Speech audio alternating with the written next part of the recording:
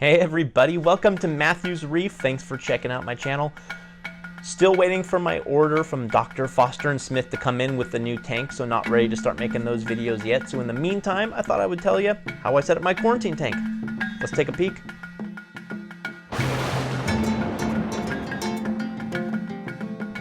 First step, we're going to talk about all of the necessary equipment. We're going to talk about the equipment you're absolutely going to have, the optional equipment that would be helpful to you, and then a couple pieces of equipment that you can use, but with caution.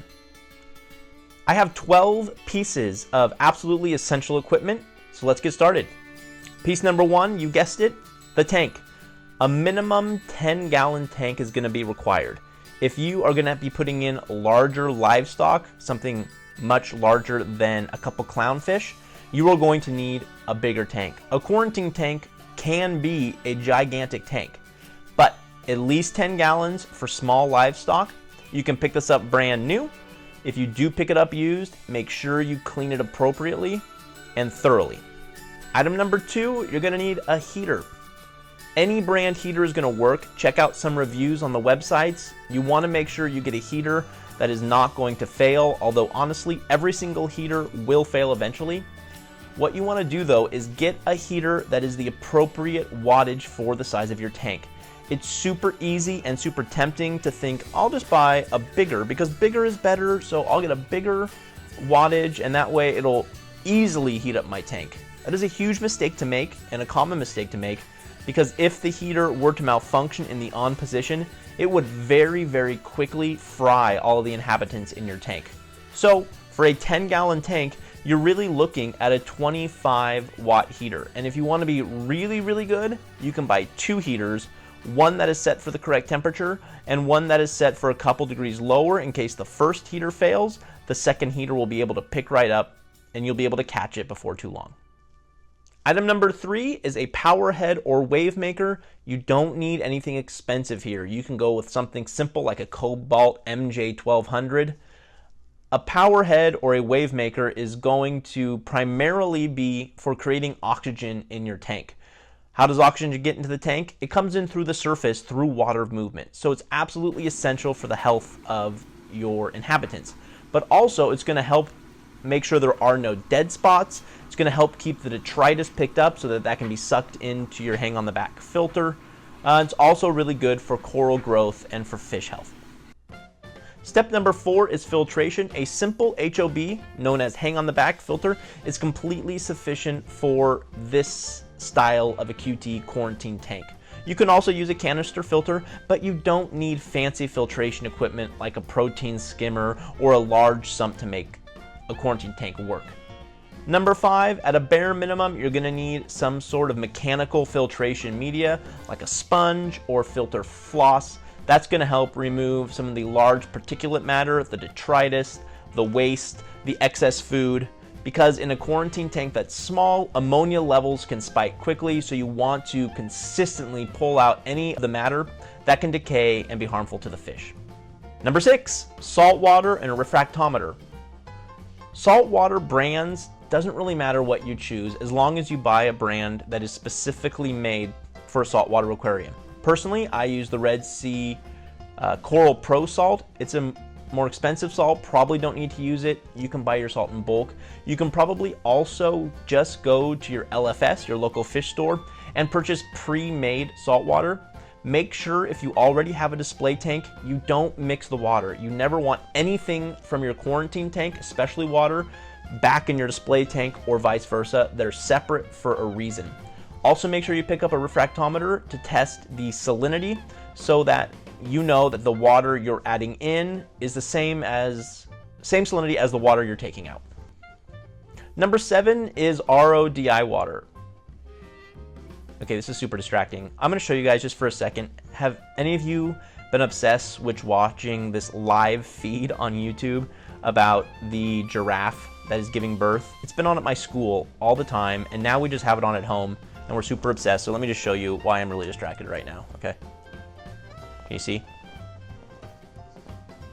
Number six, RODI water. You're going to need RODI water. I do not recommend you use tap water, treated tap water.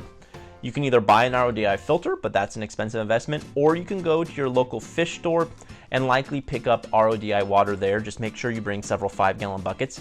You need the RODI water for mixing your salt water, and you also are going to need RODI water to replace the evaporated water, because as everyone knows, your tank, depending on how warm it is, your humidity outside, how much water movement you have, what time of the year it is, what kind of a canopy you have, you can lose a significant amount of water every day. And in a small 10-gallon tank, losing a gallon of water is going to spike the salinity in big amounts, which is going to be super unhelpful and super unhealthy for your fish. So make sure you have RODI water on backup so that every few days or every day, depending on how much water you lose, you can top off your tank to make sure the salinity stays at a good level. Number 8, just get yourself a little hose or a gravel filter. You're going to be doing weekly 30% water changes on this tank, and it will be such a pain if you have to scoop the water out. So get a hose, start a siphon, and you'll be good to go. Number 9 are buckets or a trash can. She's doing it again. She's just staring right at us. I think they're feeding her lettuce. It's adorable. Sorry, it's super distracting. Maybe I should just no, I'm not gonna turn it off. All right, what did I say? Oh yeah, buckets and trash cans for mixing your salt water. Whatever you do, make sure the buckets or the trash cans are food grade and that they're only used for the aquarium hobby. Never, ever, ever use them for any sort of cleaning or any sort of chemical products, because they can be absorbed into the container themselves and then leach back into the water. So whatever you buy, whether it's a 20-gallon food grade trash can or several 5-gallon buckets, only use it for salt water. Number 10, you're going to need to purchase a second heater. The second heater is going to be to keep your salt water that you're going to be using for your water changes at the appropriate temperature.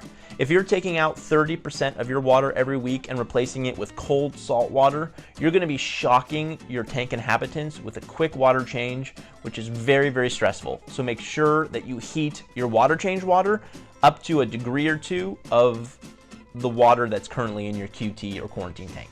Item number 11 is lighting. Don't go out and buy expensive lights. You don't need the Ecotech Radeon XR30W 4th generation Pro lights. That would be a waste of money.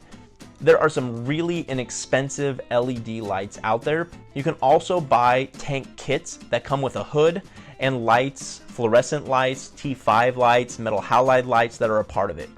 The only consideration is if you are going to be using your quarantine tank for long periods of time with things like small polyp stony SPS corals that require a lot of lighting, you may need to consider having a higher light output or lights that put out more PAR to sustain life.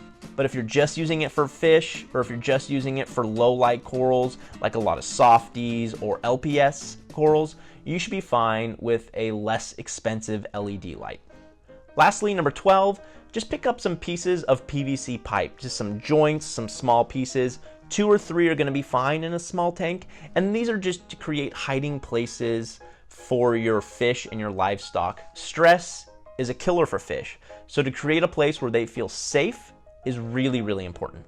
So I would say those are all of the required items. There's now some optional items that you can purchase but don't feel you need to. Optional item number 1 is a test kit.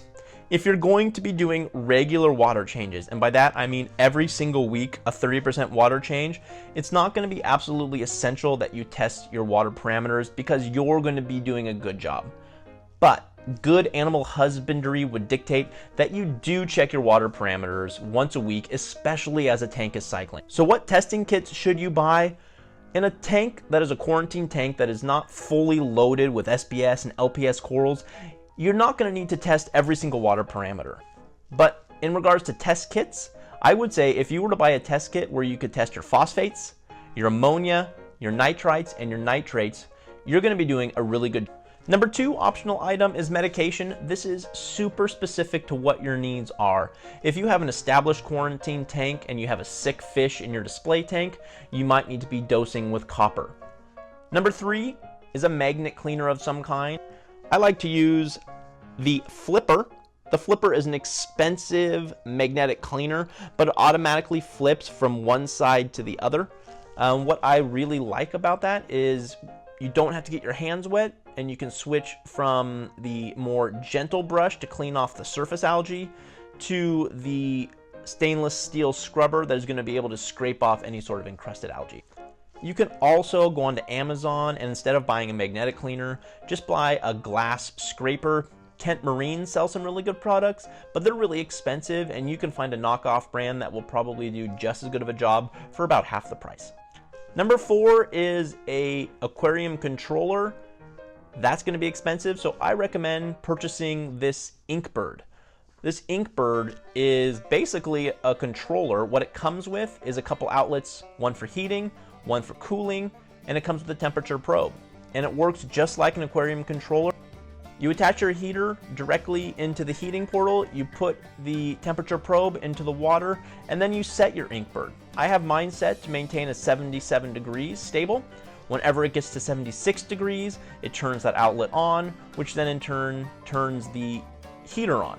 A really cheap way, an inexpensive way to make sure you keep a consistent heating temperature, because let's be honest, a lot of heaters you buy are going to swing plus or minus 2 or 3 degrees, and that can be up to a 4 or 6 degree swing in a couple hours.